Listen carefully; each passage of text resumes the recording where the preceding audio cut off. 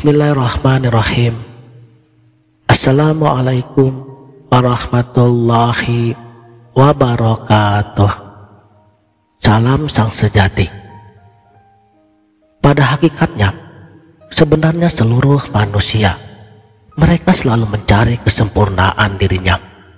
Sebuah pencapaian yang tak hanya melibatkan tubuh fisiknya, tetapi juga dengan jiwa terdalamnya, ilmu dan kesempurnaan, bagian yang tampak secara lahir maupun yang batin.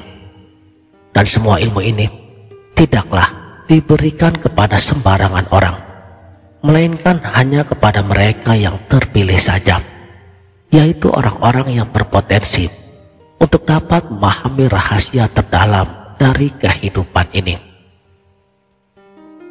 Sebagai seorang pejalan spiritual, saya membagi ilmu tersebut ke dalam 4 bagian utamanya yang wajib kita pahami. Yang pertama adalah ilmu kewajiban agama, ilmu yang mengatur perilaku kita sehari-hari, memastikan bahwa segala sesuatu yang kita lakukan di dunia ini sejalan dengan aturan ilahi. Inilah fondasi awal yang membentuk setiap individu. Namun, ilmu ini tidak berhenti di permukaannya saja, karena pada bagian yang kedua akan melibatkan makna batin daripada ajaran-ajaran tersebut. Sebuah jalan spiritual yang membantu kita untuk memahami esensi dari segala inti ajaran agama. Dalam ilmu tasawuf, bukan hanya tentang memahami perintah agama, tetapi lebih pada mencari sebab di balik semua ajarannya, sehingga kita bisa menemukan kesejatian dalam setiap tindakan kita. Kemudian pada bagian yang ketiga adalah falsafah, sebuah ilmu yang mengkaji rahasia di sebalik nurani manusia untuk memahami apa yang ada di dalam diri kita. Sebuah perjalanan introspektif yang membawa kita lebih dekat pada kebenaran. Lalu yang terakhir adalah ilmu kebenaran itu sendiri, yaitu hakikat dari segala pengetahuan. Kebenaran adalah buah dari semua pencarian ini, seperti yang telah dijelaskan oleh Rasulullah Shallallahu Alaihi Wasallam. Agama adalah pohon, tasawuf adalah cabangnya, dan falsafah adalah daunnya. Sedangkan kebenaran hakikat adalah buahnya. Jadi, untuk mencapai kebenaran sejati, kita harus melalui semua tahapan ini, mempelajari setiap bagiannya, dan menghubungkan semua pengetahuan tersebut. Sebagai manusia, kita semua memiliki kewajiban untuk mempelajari setiap ilmu, baik ilmu lahir maupun ilmu batin. Karena Rasulullah sendiri mengajarkan bahwa agama dan ilmu itu seperti sebuah pohon besar. Akarnya menghujam ke bumi, sementara cabangnya menjulang ke langit. Dan seperti pohon tersebut, ilmu yang kita peroleh seharusnya menghubungkan kita dengan Sang Pencipta, dengan sesuatu yang lebih agung, lebih hebat, dan lebih abadi. Makanya, ilmu spiritual tanpa kesadaran akan kehilangan arahnya. Sedangkan dalam ilmu tasawuf, kita diajarkan bahwa kita harus memurnikan diri kita daripada nafsu duniawi.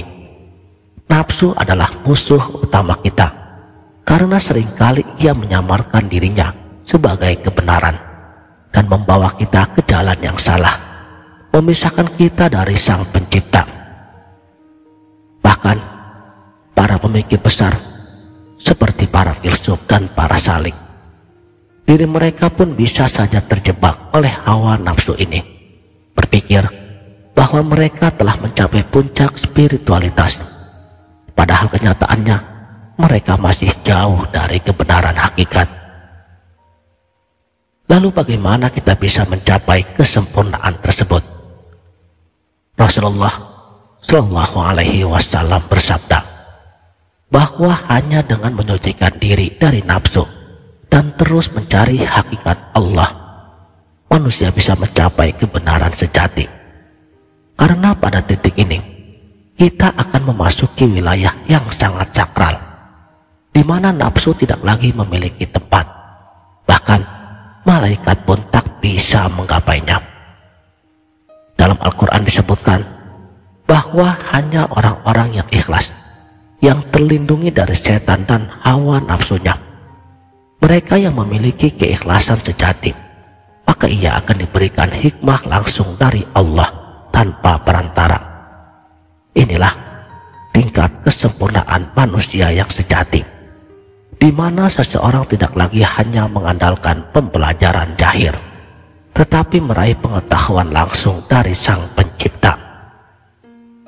Dan sebagai manusia, kita harus terus-menerus mempelajari ilmu, baik yang terlihat maupun yang tersembunyi. Ilmu lahiriah akan membawa kita kepada pengetahuan yang nyata, sementara ilmu batin akan membuka pintu menuju rahasia alam semesta. Ketika kedua sayap ini, yaitu ilmu lahir dan ilmu batin, bersatu, kita bisa terbang menuju tempat yang lebih tinggi, mendekati Sang Pencipta tanpa terhalang lagi oleh apapun juga.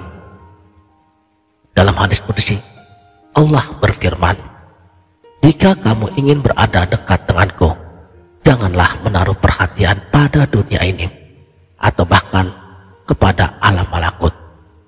Dunia ini penuh dengan godaan, bahkan bagi orang-orang yang bijaksana sekalipun. Namun jika kita bisa melewati godaan tersebut, kita akan diberikan sesuatu yang jauh lebih indah, kedekatan dengan Allah Subhanahu wa Ta'ala."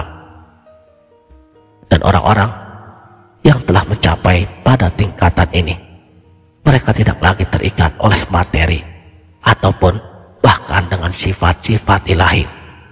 Mereka telah melampaui semuanya, mendekati Allah dengan keintiman yang luar biasa.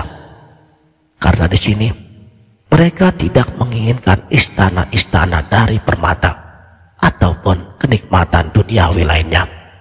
Yang mereka inginkan hanya satu, kebersamaan dengan Allah Sang Pencipta segalanya. Imam Ali radhiyallahu an pernah mengatakan, semoga Allah menunjukkan rahmatnya kepada orang yang mengetahui bagiannya, yang sadar untuk tetap berada di batas-batasnya.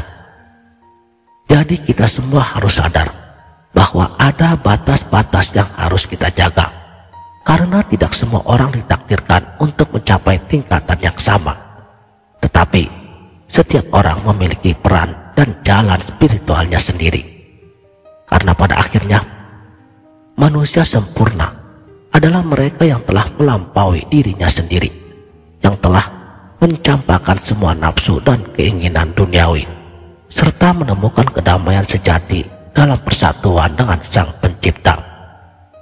Hanya ketika kita bisa melepaskan diri dari ikatan duniawi, barulah kita bisa mencapai kebenaran sejati dan melihat keindahan Tuhan dalam segala bentuknya.